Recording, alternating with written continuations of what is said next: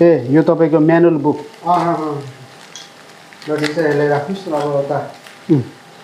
यो तपाईँको manual book हो यसमा तपाईँको डाटा केबलहरू छ यी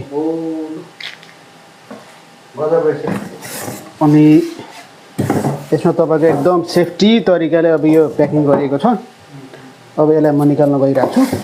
ए यो तपाईँको चाहिँ फेरि फोल्डिङ गर्ने खालको फोल्डिङवाला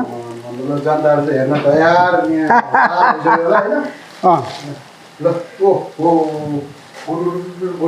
अब तपाईँको यहाँ चाहिँ अब यहाँ कसरी कसरी अब लाउने हो अब म्यानुअल बुकमा हेरेपछि थाहा हुन्छ यो सायद यहाँ होला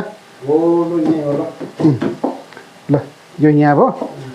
तपाईँको यो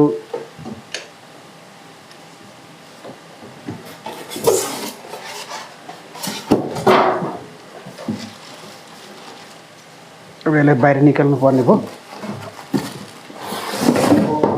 यो हो तपाईँको घोडा आयो घोडा ल हुँदो रहेछ है इलेक्ट्रिक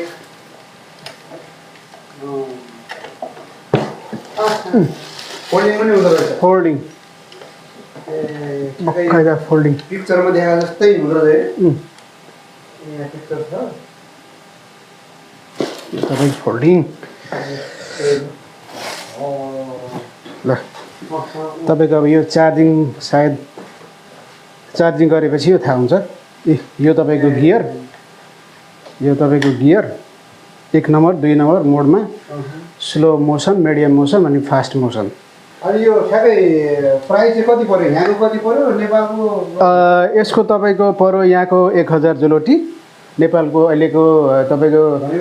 एक्सचेन्ज रेट तपाईँको लगभग अब 41,000 41,000 एकदम ब्रान्ड न्यू हो तपाईँले देखिहाल्नुभयो एकदम प्याकेजिङ अनबक्सिङ गरेको